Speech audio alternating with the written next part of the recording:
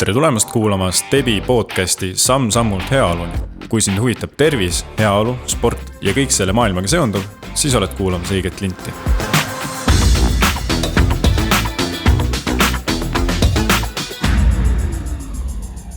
Täna on meil külas mees, kes on istunud nii Riigikogu pingis kui ka öisel Rakvere staadionil, ma usun, ürituskorraldajana, et Marko Torm, endine Rakvere linnapea, kuid nüüd hoopis Eesti ööjooksu peakorraldaja ja eestvedaja. Tervist!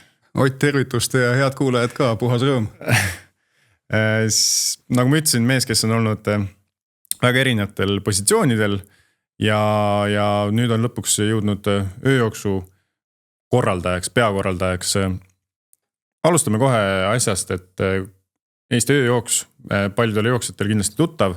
Nüüd on üle Eesti lausa see nagu nii-öelda sari läinud. Et kuidas Rakvere ööjooks üldse algus sai ja kus see idee tuli? Ott, hea küsimus, sa muidugi alustasid täpselt nii, et ma ise mõtlesin selle peale, et kuule, et neid linnapäid on igasuguseid olnud ja küllap tuleb veel, on ju, et üks teiseta ei jää, aga Eesti ööjooksu korraldajaid on siiamaani olnud üks. Meie klubi saab sel aastal just 15-aastaseks ja 14 kord sel aastal Rakveres. Loodetavasti paneme linnaruumi vappuma jalgade müdinas 14 korda, et endalgi tundub uskumatu ja seejuures siis juba 4. korda tulemas Narvas Eesti ööjooks talvine formaat, mille leiutasime 2018. aastal, eks kingitusena Eesti Vabariigi 100. sünnipäevaks ja tuleb 5. aasta juba Ülemistel Tallinnas, nii et 3 Eesti ööjooksu nüüdseks siis 15. klubi hooajal toimumas on, aga tegelikult alguse sai see ju kõik 2008. aastast, kui ise läbisin esimese Helsingi maratoni ja täiesti tavalise viinerit sööva ja õlut joova tüübina on ju, kes pühapäeval sõpradega korvpalli patsutas, on ju, et tekkis lihtsalt mingi hetk üks kiiks, kes jooksust suurt polnud lugu pidanud, on ju, et kõik see gümnaasiumiaegsed traumad, Cooperi test ja kõik, mis oli väga ebameeldiv. Ja siis tekkis kiiks, et tahaks siukest väljakutsuvat eesmärki vastu võtta.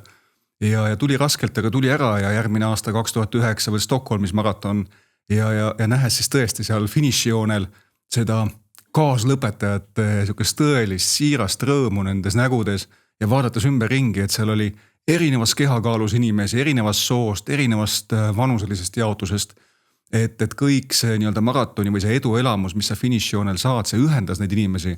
Ja tõepoolest, et viimased 15 aastat ma küll enda pinnalt võin öelda, et see üks väikene sammukene võib-olla nii-öelda inimkonna jaoks, et selle maratoni distantsi lõpetamine Helsingi olümpiastaadionil, see on minusse küll jätnud väga suuri jälje, mitte ainult sportliku poole pealt, vaid tegelikult üldse see enesekindlus, mis sinus siis voolab selle väikese saavutusega ja tõesti, et see on minu elu väga palju kujundanud, aga tollal tekkis see mõte, et me tahaksime tegelikult sarnast emotsiooni või elamust pakkuda oma linnas, Rakveres, tegelikult ka teistele sõpradele, et see lihtsalt tundus nii äge.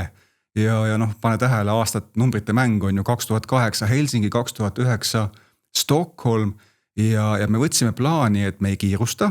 Me teeme 2012 Rakveres Eesti maratoni nimelise ürituse. Ehk 2010 me lõime siis ühingu MTÜ Rakvere maraton ja hakkasime selle nimel toimetama. Võttes siis piisavalt tundus tollal aega ehk 2 aastat, aga tundsime või teadsime, et tegelikult aasta enne võiks olla midagi sellist tutvustavat sellel tervisespordiskeenial, et saata siis selge signaal, et Rakveres tuleb 2 aasta pärast üks väga äge suur maraton ja aasta enne siis mõtlesime, et mis tollal nagu toimis ja oli siukene kuldne aeg öömuuseumiteks, ööshoppinguteks, igasugusteks asjadeks, ööraamatukogud vist isegi lausa olid. Ja mõtlesime, et me leiutasime siin maailma, on ju, et teeme ööjooksu, kusjuures tollal väga huvitav siukene hea teada fakt, et tegime ka Google'i põhiselt otsingu ja ei visanud Eesti pinnalt mingisugust vastet. Kuigi hiljem loomulikult oleme kuulnud, et on Tallinnas tehtud ja Valgas tehtud ja Püssiski tehtud, väiksemad üritused, aga ei leiutanud me kindlasti mitte midagi, et maailmas ülipopulaarsed Ameerikas, Skandinaavias, mitnaslopetite sari näiteks, et see teadmine on kõik meile siis nii-öelda hiljem kamaluga järgi jõudnud. Aga nii see alguse sai 2011 Eesti ööjooks esimest korda Rakveres juuni alguses. Paljud fännid võib-olla ei mäletagi, et me tegelikult alustasime juuni valgetest öödest.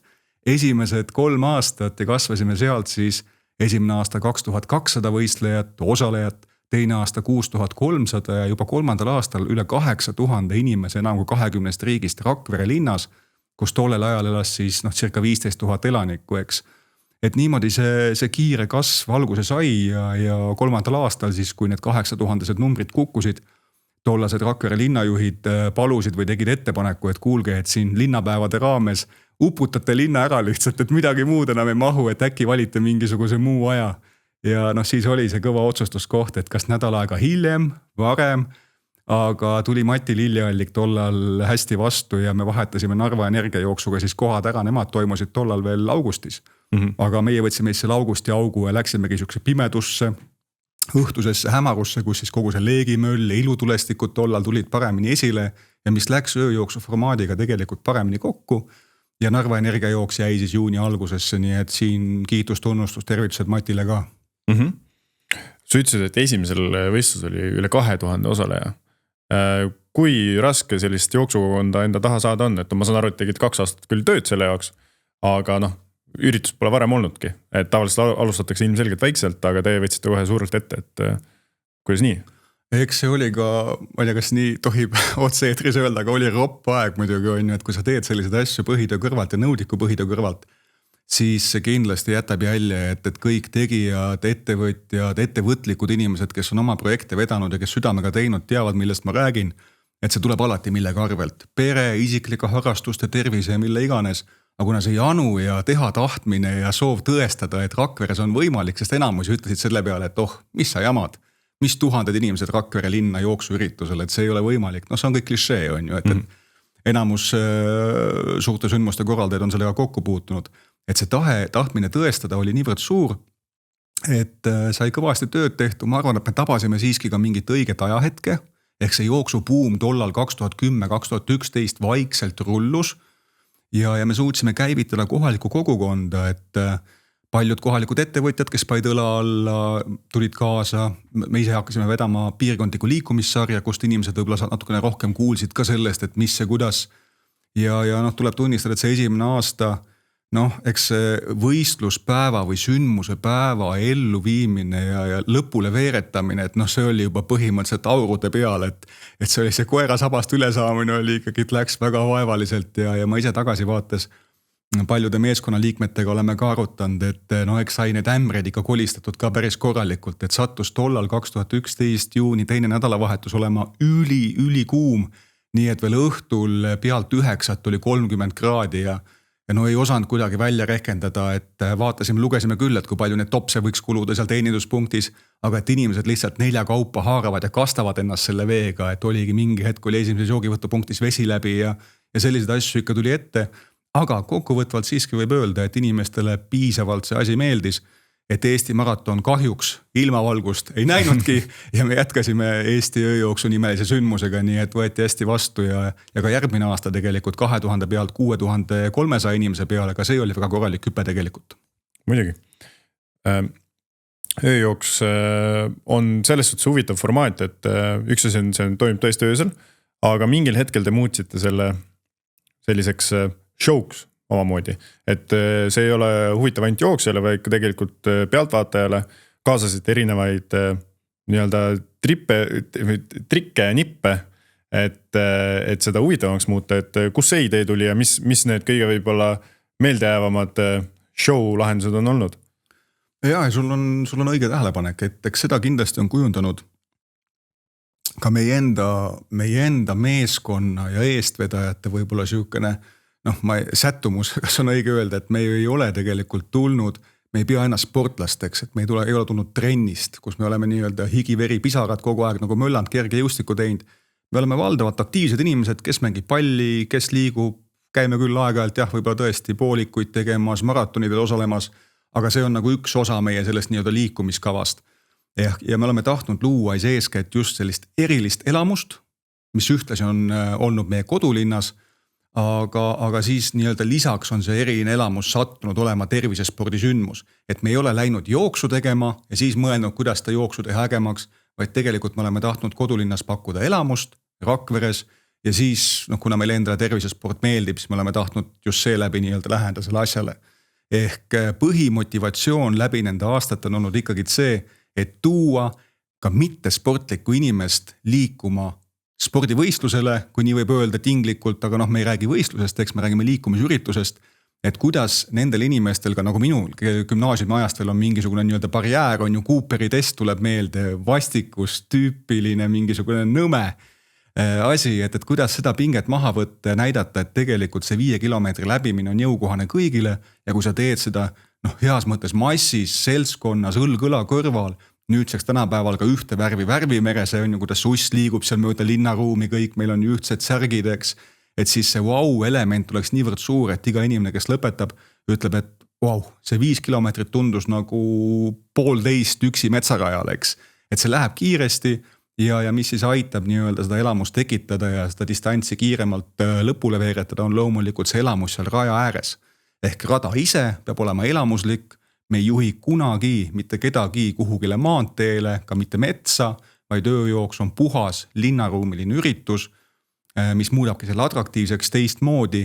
Kogu linn on siis võistlejate jaoks sellisel kujul lukku pandud, rada on atraktiivne, rada on täis elamust, et kui sa kõrvaklappe kasutad, siis tihtipeale mõeldakse, et polekski pidanud neid pähe panema, sest ma jäin niivõrd paljust ilma. Väga efektselt kirjeldatud, miks te seda teete ja kuidas see siis tõesti linnaruumis toimuda saab. Aga siis ütleme nii, et olid vinged aastad, siis tuli nii-öelda see Covidi periood, aga seal te ikkagi suutsite mingil määral ju seda korraldada või tagasi tulla. Ja nüüd siis toimub ka sel aastal, äkki juba täpsustud ära, kuna sel aastal Rakveres saab joosta näiteks. Ja meil on hooaeg kohe hakkamas, et juba endal on sussid puhtaks tolmust tehtud ja 1. juuni, kordan head sõbrad, 1. juuni lastekaitsepäev on Rakveres siis 14. Eesti ööjooks kahe pika distantsiga 5 ja 10 ehk Stebi 5 ja Neptunase 10 ja Käpi lastejooksud loomulikult vanusegrupile siis kuni 13 kaasa arvatud.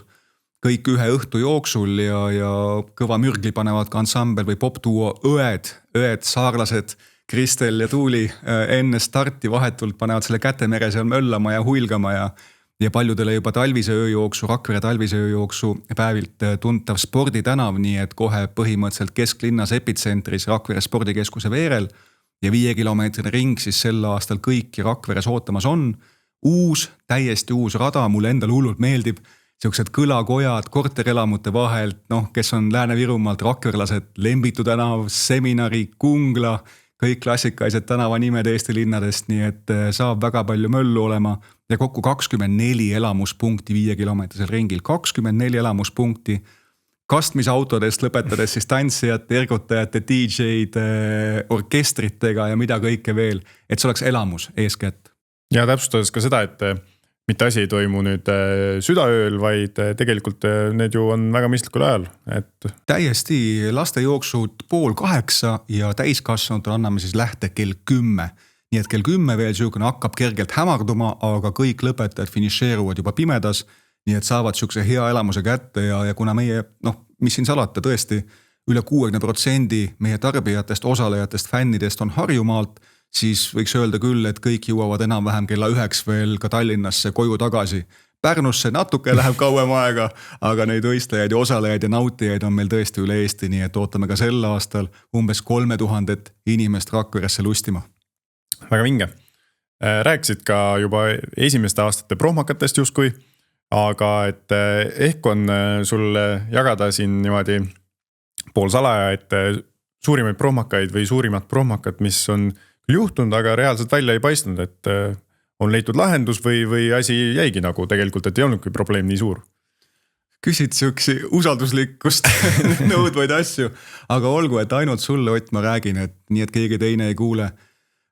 Ega meil kindlasti on olnud igasuguseid asju, et korraldajad siin saavad kaasa noogutada mõttes läbi käia oma selle teekonna, aga mis võib-olla on vaevaline olnud või raske, oli kindlasti aasta 2014, et kui me 2011 tegime esimese Eesti ööjooksu Rakveres, siis 2014 oli meil murdeline. Esiteks, nii nagu juba räägitud, me liikusime juuni algusest augustikuusse, et väga drastiline, väga suur muutus.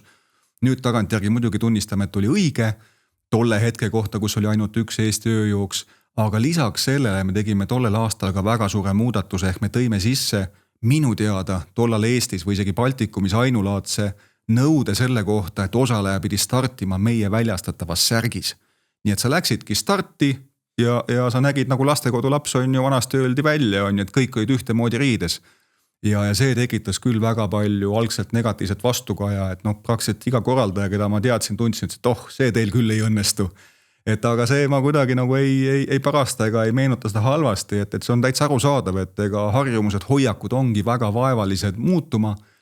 Aga nii kui oli võistluspäev, ma võiks öelda, et 96-97% sellest 2014. aasta koridorist oli punane. Ja mõned üksikud erandid lihtsalt oli ka vaidlemist seal võistluspäeval ja materjalide väljastusel ja ise käisin sekkumas ja korrale kutsumas mõnda inimest. Aga läks see aasta, tuli järgmine aasta Nike Eesti, Nike Balticum tuli meile appi toetama. Tõssime selle särgi kvaliteedi, oli Nike särk ja selleks ajaks juba tegelikult oli see paika loksunud, oli harjumuspäraseks saanud ja tõesti ka kriitikud nägid, et vau, see võibki äge olla, et see on tõesti nii äge, et mina noppisin selle tegelikult 2012 hoopis Stockholmist ülesse, käies sealsel Midnatslopeti jooksul osalemas ja nägin, et kuidas see mõjub ja tõesti kananaht tuli ihule, et see ühtsuse tunne, mis sul nagu selles särgimeres tekkis, et see oli nii äge. Et lõppkokkuvõttes Ott võib öelda, et maailmas tegelikult kõik ägedad asjad on ära leiutatud, on, et tasub nad ainult üles noppida ja meie keskkonna jaoks siia tuua ja ära traageldada. Mm-hmm. Ja nagu näha, siis tegelikult on siiamaani see traditsioon jõus, et särk on samasugune ja ütleme nii, et tavaliselt kantakse ka seda. Kantakse küll ja loomulikult, et me näeme seda nii trennides, teistel võistlustel, ta on nagu turunduslik nii-öelda siuke järelmekk olemas. See on justkui kogukond lõppkokkutes. Ja sul alati on see siuke äratundmise rõõm ka, et kuhu me muidugi ütleme maailmas tervikuna, kui me räägime sellest jalajäljest ja ökopoolest, et siin ka, et tulevikus me peame ise mõtlema, et millised lahendused on ka selle nii-öelda tootmise jalajälje vähendamiseks, et võib-olla ma üldse ei välista, äkki 3-4 aasta pärast meil on hoopis dress code, et me ei väljasta igale osalejale särki, aga on dress code, sel aastal on roheline, järgmisel aastal sinine ja saab partner kasutada oma nii-öelda juba kasutuses olnud särke, ka see on võimalik.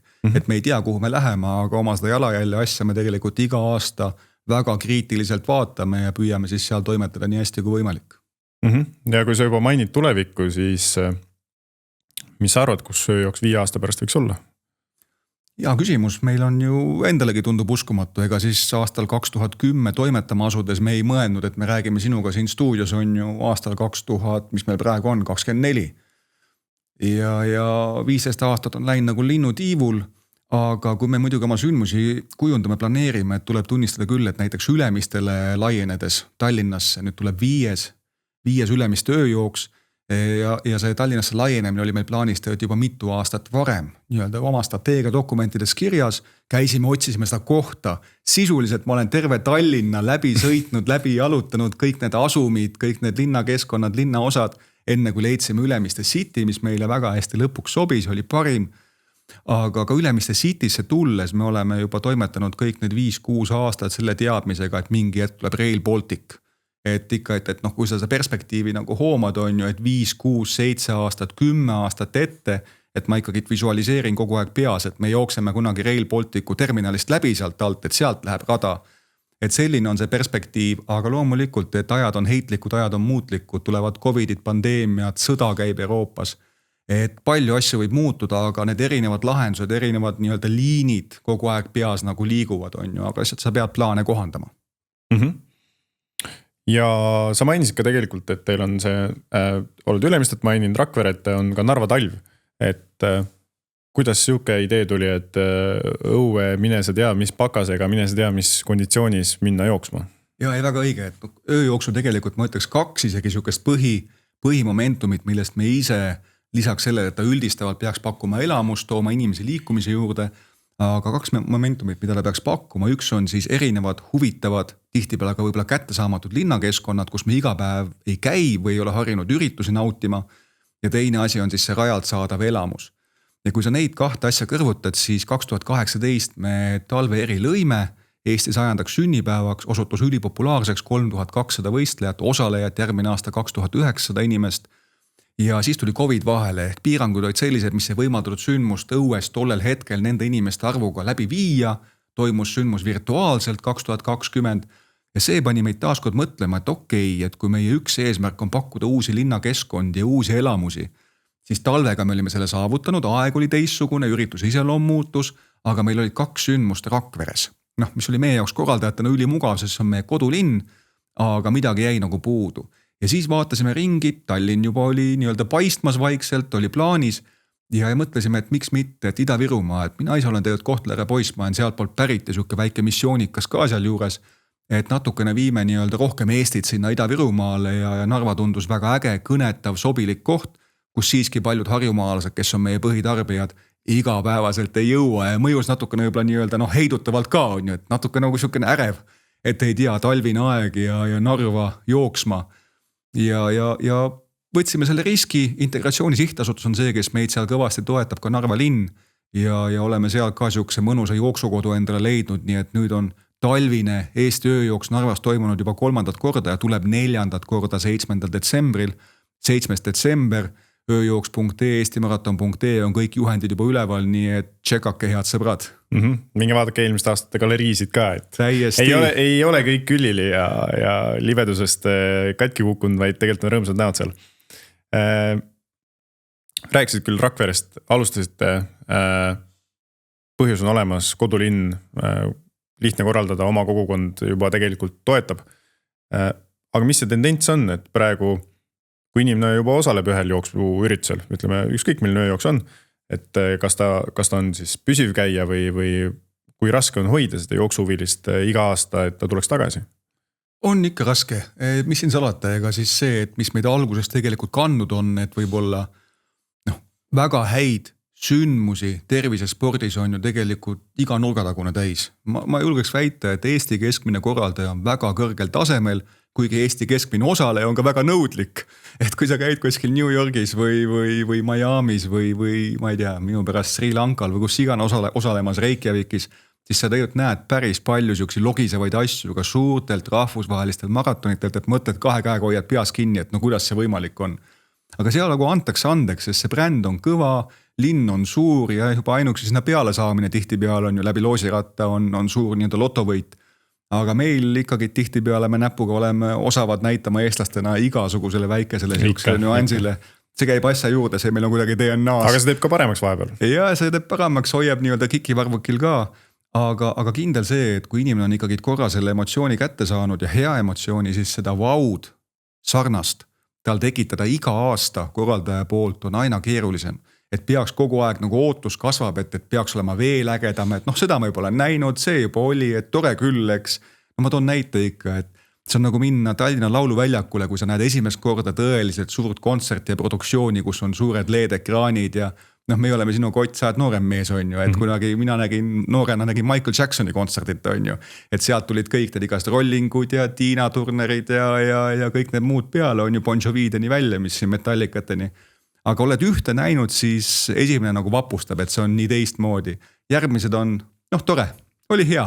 Aga sa tead, mida oodata juba? Ja sa tead, mida oodata ja sarnased asjad on ka ööjooksuga, et just kui peaks kogu aeg tegema midagi 20% rohkem, et see ootus nagu osalejal on, et ma ei tea, 20% kinkekott paksem, 20% medal suurem, 20% esinejaid rohkem ja 20% pääse soodsam. Ja 20% pääse soodsam on ju, et kõik need asjad, et seda lõpmatuseni ei ole võimalik teha, aga siis püüad mingisuguste nüanssidega on ju, et selge see, et siukse nii-öelda rekordeid murda osalejate mõistes on kogu aeg on keeruline, aga püüad hoida seda nii-öelda vaimsust seal taga, et see ööjooksu lugu ära ei kaoks, et see tänapäeval ikkagi see lugu on ülioluline, miks me oleme alustanud. See, nagu me sinuga siin praegu räägime, on ju, et see jõuaks jälle võib-olla ka uute fännideni, et tegelikult Maraton 100, mis on Eesti üks loetumaid jooksuportaale, on ka välja toonud, et ikka suurte võistluste puhul 30 kuni isegi 50% kahest võrreldavast aastast osalejad vahetuvad. Nii et see on ühest küljest on see nagu väga hea näitaja, tuleb uusi inimesi peale, teisalt võiks küsida, et kus siis vana on ju, et ta võib-olla tuleb aasta pärast jälle tagasi, aga et siukest nii-öelda see vahetusprotsess suurtel üritustel tegelikult on väga suur. Kui nüüd korraks minnagi, et on inimeste arv on muutunud ja mis selle põhjus, et seda kindlasti saab statistikas kuidagi välja tuua, aga just mul tekkis selline mõte, et kuidas on ilm mõjutanud näiteks, et sa ütlesid, et tõesti, et seal alguses esimestel aastatel oli näiteks palav, on ka olnud, ma ei tea, on olnud tormiseid ilmu või kuidas inimesed sellele reageerivad, et saavad selle poolkõva emotsiooni sealt ja siis järgmine aasta on küll laus päike, aga enam ei tihka tulla. No kindlasti on seal mõjureid, aga ma tervitan kõiki ööjooksjaid, kes osalesid Rakveres 2017. Head sõbrad, mäletate veel, mis toimus? Tormide meri ja kuidas välgud sähvisid ja tuulepuhangud tulid ja meil olid Rakvere keskväljakul olid ajavõtumatid 15 sentimeetrise veelahmaka all.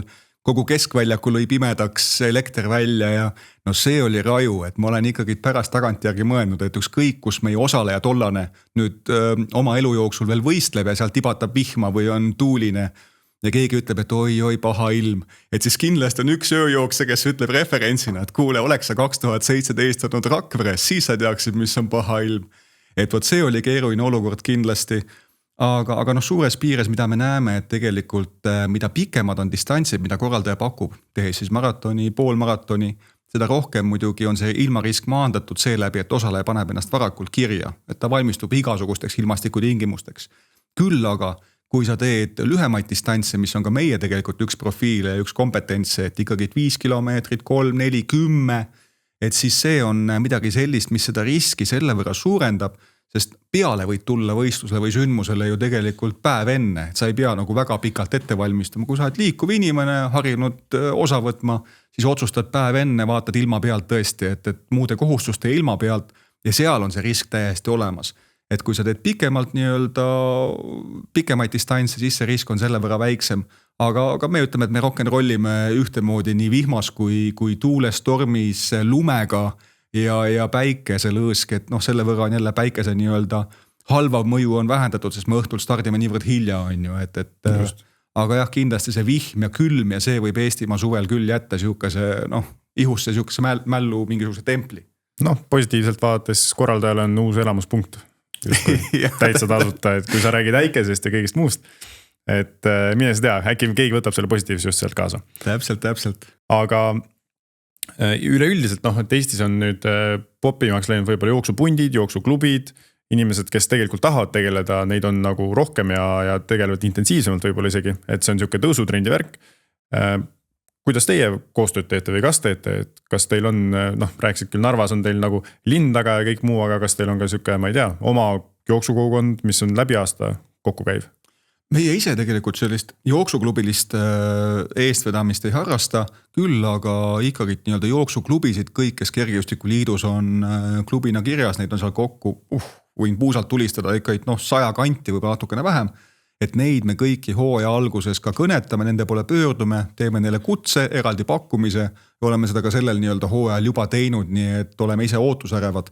Et eriti kuna ülemist ööjooks sel aastal 2-päevane ja programm on rikkalikum kui siiamaani, et selliseid uusi elamusi viia just spordiinimesteni ja pakkuda neile ka siis keskmisest soodsamat võimalust tulla ja liituda. Aga selge see, et sellist ka Facebooki baasil igasuguseid jooksugruppe ja hommikujooksjaid ja treeninggruppe, kohalike särasilmsete treenerite ja endiste võistlejate siis kaasabil, neid on tekkinud väga palju ja nende kõnetamine kindlasti on üks väljakutse, aga olgem ausad, neil on ka väga palju valikut, eks. Jah, Eestis ei ole tegelikult vähe neid üritusi, et osaleda saab Mart igal nädalavahetusel sisuliselt. Jooksul kindlasti. Täiesti ja see konkurents on heas mõttes ikkagi niivõrd tihe, et sul mitte ainult igal nädalavahetusel, vaid ma arvan iga nädalavahetuse tunnil põhimõtteliselt on ju siin päeva jooksul, et kui meie alustasime 2011, siis tollal ma tegin mingisugust taustauuringut ja mul on meeles number, et oli registreeritud tervisespordiüritusi üle 1500 tollal, eks, et mis me siis praegusest ajast räägime tegelikult. Just, aga sa oled rääkinud, mis sind motiveerib ja mis on sinu pisiku alge, et tuli sealt Helsingist ja kandus edasi ja üleüldiselt aktiivne eluviis. Mis sa arvad, miks inimesed jooksevad? Hea küsimus, mina ise on 44-aastane mees, eks, kerges ülekaalus ja just jaanuaris käisin perearsti juures andma selle näitusid, et kolesterool on kuidagi piiri peal ja ometigi ma mõtlen, et viimane aasta kuidagi eriti reeglipäraselt olen saanud trenni teha ja endal on hea enesetunne, aga mingid tervisenäitajad, kindlasti minu eagrupi mehed, naiste eest ma ei oska rääkida, mehed hakkavad liigutama siis, kui on tervisenäitajad piiripealsed ja perearst ütleb, et nüüd pead küll ennast kätte võtma, et siis kuni see nii-öelda sõrme vibutus veel meeles on, et siis süüakse mõni viiner vähem ja liigutakse natukene rohkem, et kindlasti seal me näeme neid inimesi sellest eagrupist rohkem liikumas. Aga noh, mis on, ma arvan, põhine on ikkagi see perest edasi saadav väärtus on ju, et kui sul ikkagi vanemad on aktiivsed ja sind lapsena on niimoodi kasvatatud, sul on see harjumuspärane, mida ma ka oma pojaga püüan teha, väga hästi välja ei tule, aga ikkagi nagu vaikselt tirime kaasa, et siis on selle võrra tulemus parem, kuigi üldiselt mulle tundub, et siiski see nii-öelda liikumisharrastus on natuke tagasi andnud viimastel aastatel, kõik see tervisenäitajatega seotud väljakutsed on teravamalt esil, rasvumised, muud asjad ja noh, me vaatame kas või siin statistikat on ju, et spordiürituste korraldamisel, rahvaspordiürituste korraldamisel ikkagi COVID-i mõjud on veel jätkuvalt tuntavad, et kui me aastatel 2016 kuni 19 Rakveres 4 aastat järjest igal aastal suutsime kõnetada üle 8000 inimese enam kui 20 riigist Rakvere linna, siis COVID lõi selle ikkagi pildi täiesti segamini, et me olime ka üks väheseid tegelikult suurtest korraldajatest, kes läbi COVID-i, kui vähegi oli võimalik, sündmusi korraldas reaalselt, et 2021 2500 inimest, aga siiski tegime, et jätsime küll poolmaratoni jätsime ära, sest lihtsalt ei olnud võimalik, inimesi oli vähe, aga kokkuvõtvalt ja 2500 inimest me tollal ikkagi liikuma tõime. Siit võib-olla ongi hea edasi minna, et kui rääkida tervisenäitajatest ja kõigist muust, et sa oled olnud ka, tuleme korraks sinna, et oled ka olnud justkui Riigikogus ja tegelenud poliitikaga ja kindlasti seal ka nagu tervislikku eluviisi üritanud igatpidi edendada. Et mis sa arvad, et kas iga inimene on enda õnnesepp tervise osas või kas saame meie veel või saab riik midagi hoopis veel ära teha, et seda soodustada? On niisugune kahe otsa küsimus, et kindlasti ma olen selles mõttes pettunud, mis puudutab sellist, aga see pettumus ei ole nagu mingi hetkeline, et see on pigem selline nagu natuke nagu õlakehitus ka, et ma ju saan aru, et Eesti suurust riiki ongi väga kallis ülal pidada, punkt 1, eriti praegusel ajal. Ja mis me siin räägime, et on öeldud, et kui kogu Baltikum ehk Läti, Leedu ja Eesti panna kokku, et siis saaks enam-vähem ühe nagu ennast ära majandava riigi. Aga me oleme lihtsalt olnud väga tublid viimase 20-30 aasta jooksul. Me oleme ennast hästi üles ehitanud, nautinud Euroopa Liidu toetusi, ehitanud infrat ja taristut siia hullult palju. Ja nüüd tegelikult keskmise heaolu kasvuga saades siis see 75% Euroopa Liidu keskmisest on ju, kus me hakkame toetusi vähem saama. Me näeme, et tegelikult selle üles ehitatud taristu ülalpidamiseks meil enda teenitavat raha, enda loodavat väärtust jääb väheks. Aga see toob ju lõpuks selle, et kõik need muud hüved, mille me oleme üles kasvatanud, on alates sotsiaalvaldkonnast, haridusest, millest iganes, ettevõtluse majanduseni välja, et sinna läheb nii palju raha ehk tervisedendus, kuhu ma nüüd jõuda tahan, on küll kõikide jaoks justkui oluline, küsid ükskõik kelle millise poliitiku käest, et kas on oluline? Ja on oluline. Aga kui sa hakkad raha jagama, on ju, et siis tegelikult prioriteetidest ikkagi väga palju juttu ei saa olla, sest kõik muud augud või vajadused vajavad justkui aktuaalsemalt lappimist. Ehk eakad teevad nii-öelda oma häält, ettevõtjad teevad oma häält, haridussüsteem teeb oma häält. Me ju näeme, loeme lehti, et kuhu tegelikult kogu aeg on justkui vajaka. Ja siis need tõdemused, et iga tervisedendusse panustatud euro toob 3 pärast haigekassa arvelt tagasi, see kuskile vaibub on ju, sest see ei ole akuutne. See veel kohe praegu ei põleta ja valimised on 2 aasta pärast, eks.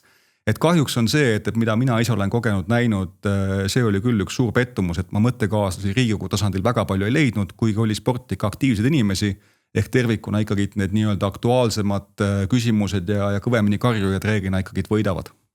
Ma arvan, et see oli väga sisukas vastus ja ilmselgelt alati tahaks rohkem, aga toimime sellega, mis meile võimalik on ju. Aga selge see, et loomulikult peredest kaasa antav liikumispisik, harjumus väljas käia, jalutada, ei pea jooksma, jalutada, rattaga sõita, et see on ka väga palju, panen südamele kõikidele siin headele sõpradele, kuulajatele, on meie kui lapsevanemate küsimus ja väljakutse.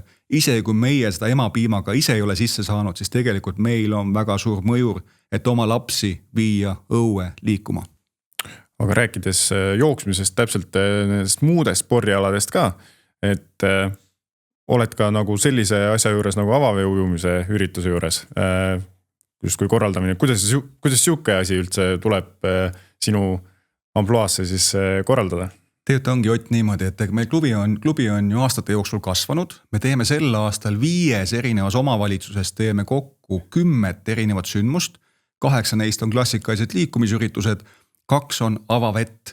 Ja avavesi tuli meie juurde tegelikult 2019 mälu järgi, kui hea sõber, meie meeskonna tuumikliige Andres Kiis ütles ka siis Lääne-Virukana, meie jaoks on see Käsmu laht ja Võsu ja Käsmu kaptenite küla on hästi olulised, kuidagi südamelähedased. Ütles, viskas mõtte välja, et kuulge, et poisid, et tavaika, et lähme ujume sealt Käsmust Võsule. Et see on paljudele tegelikult tuttav selline formaat, unistus, ette võetud, seal on paljud ka ujunud, see distants on 3,5 kilomeetrit.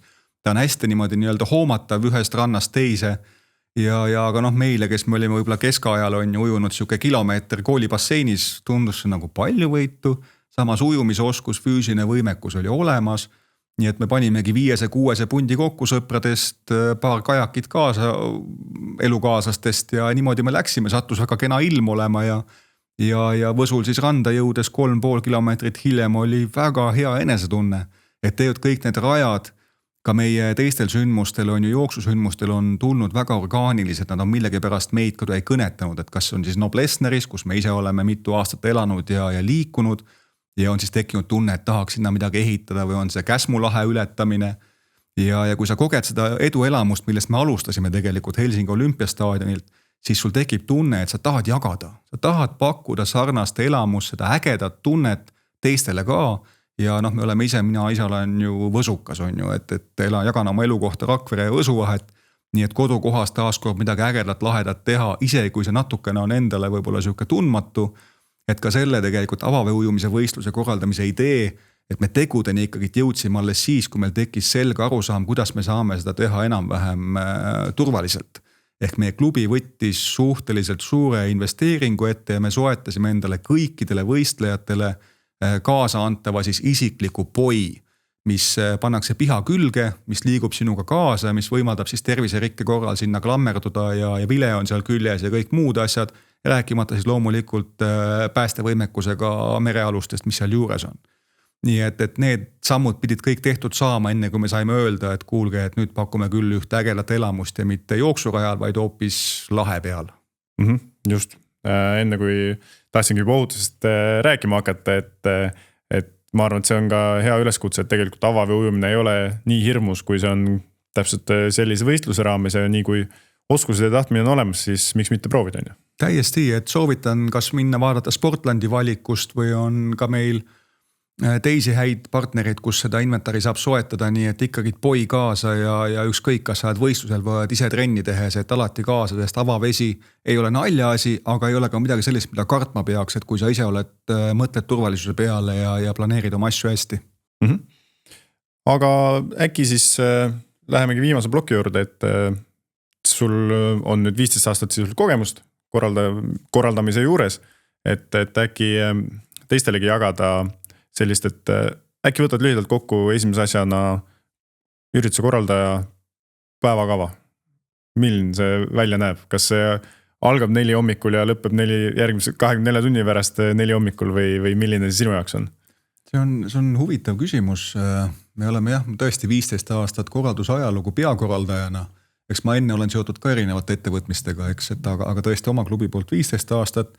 Ja enamus nendest 15 vist 14 aasta jagu on tegelikult tehtud seda tööd põlve otsas, piinlik öelda, see võib-olla ei kõla õigesti, on ju põlve otsas, aga hobina. Et kindlasti meie mastaap eeldaks juba siukest suurt palgalist meeskonda, vähemalt mitut inimest, head erialaoskustega, laialdaste erialaoskustega, aga me jätkuvalt teeme seda ikkagi nii-öelda siiamaani põhitööde kõrvalt. Ja mina olen klubis tegelikult nüüd siis palgaline korraldaja või palgaline juhatuse liige alles selle aasta jaanuarist. Et minu siukene poliitiku ja muu teekond sai eelmisel aastal lõppu, ütlesingi enda jaoks, kaalusin, vaagisin, et keskendun ühele asjale ja ma arvan, see on tulnud kindlasti sündmustele ja meie klubi tegevusele kasuks, saad pühenduda, aga suures piires küll, et kui sa tahad saada suuri või säravaid tulemusi, siis ei ole küsimus mitte selles, et sa teed midagi nagu hästi või kvaliteetselt, see peab nagu nii olema, et kvaliteet peab olema, muidu sul inimesi lihtsalt ei tule, vaid pigem on ikkagi, et ma julgen väita, et küsimus on selles, et kui palju sa tahad. ja ambitsioonid ja soovid võivadki olla väga erinevad, et kõik ei pea tahtma teha suuri sündmusi, võivad olla väiksed, ägedad, teistmoodi, kogukondlikud. Et iga tulemus on hea, kui see läheb vastavusse sinu enda plaanidega, aga noh, mingisuguse kindlasti arvestatava jälje, mida suuremaks sa tahad minna, see sulle jätab ja mitte ainult sulle, vaid ka tegelikult su pereringile. Et noh, minu ikkagi elustiil on olnud viimased 15 aastat selline, et mul puhkepäevi klassikalisel kujul ei ole, et kui inimene käib 8-5 tööl ja siis õhtul puhkab ja nädalavahetusel ka, et minul on ikkagi arvutitöö ja on läbi nädala kogu aeg, küll aga ma saan seda tööd teha mulle sobilikul ajahetkel, mulle sobilikus kohas, et see nii-öelda valikuvabadus on mulle küll jäänud ja võib-olla mis üks tähelepanek ka, et kuigi meie nii-öelda aktiivhooaeg kestab siis esimesest sündmusest viimaseni ehk 1. juunist võiks öelda kuni 7. detsembrini ja arvatakse, et meil suvi on nagu hullult nagu hullumaja puhvet, eks, et jah, suvi ongi hästi kiire ja on võistlusi ja on logistikat ja on raske ja higine, aga see meile väga meeldib, et tegelikult ma ütleks isegi veel nõudlikum on see periood septembrist aprilli lõpuni, kus on kogu see bürokraatia pool, taotlused, vormid, projektid, kooskõlastused, liiklusplaanid, kõik see toetajatega, partneritega suhtlemine, hanked, et see on isegi, ma ütleks, et selline nii-öelda koormavam on ju. Ehk siis võistluspäev jällegi võib-olla kõige raskem päev? Võistluspäev läheb adrenaliini pealt, et ma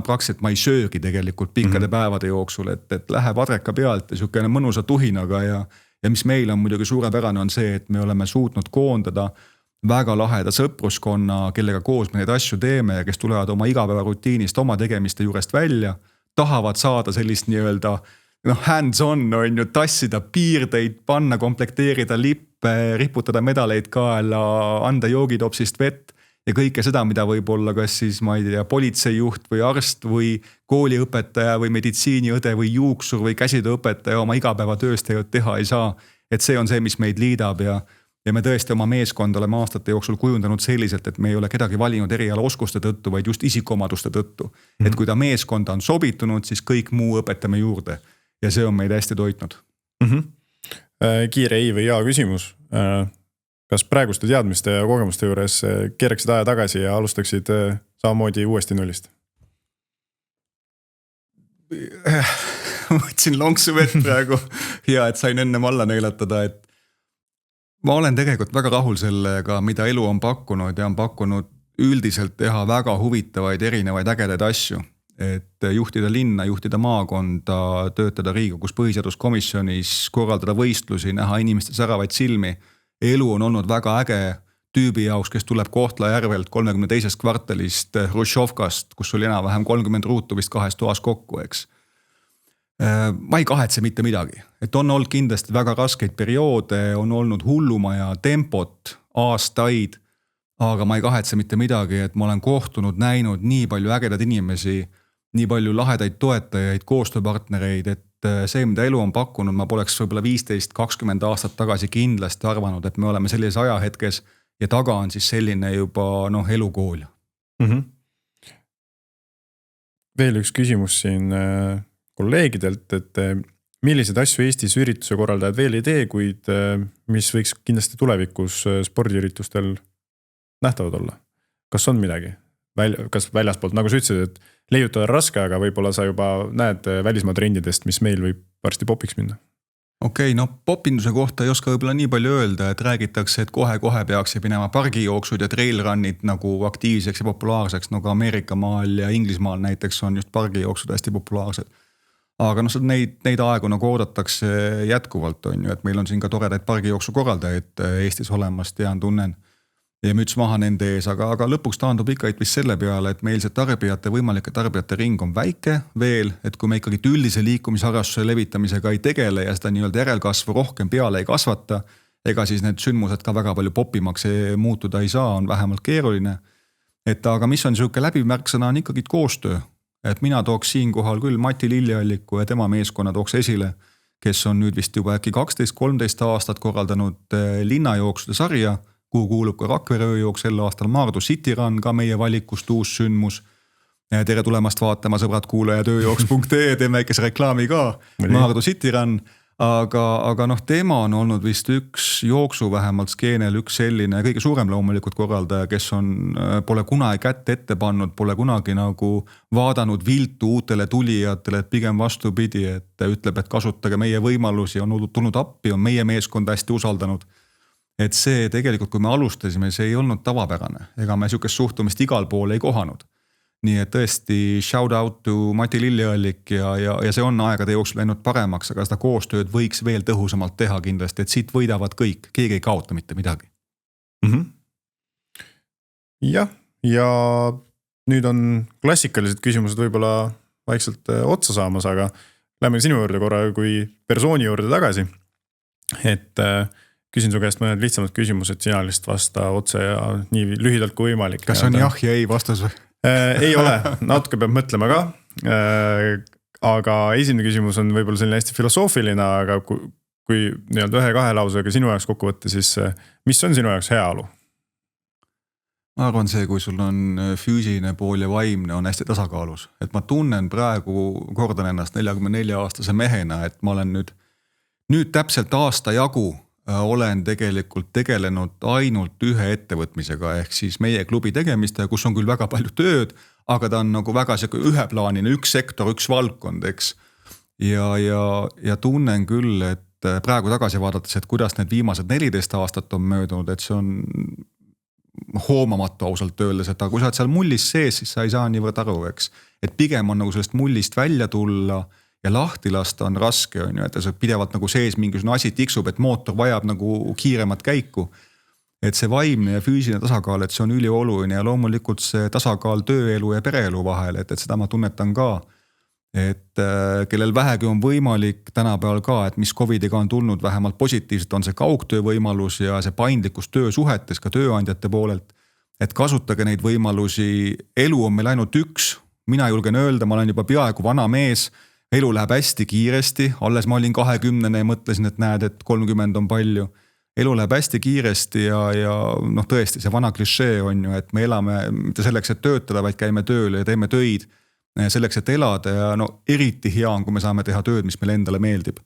Et need valikud elus läbi mõelda ja kindlasti pühenduda perele ja lastele, et see on ülioluline, see toidab. Ehk on sul üks reisisoovitus kuulajatele. Ma saan aru, et Rakvere ja Võsu on kindlasti top 1 ja top 2, aga äkki on veel mõni? Rakvere, Võsu, Maardu, Pirita, Noblessner, Lasnamäe, Ülemiste City, et kõik on kihvtid kohad.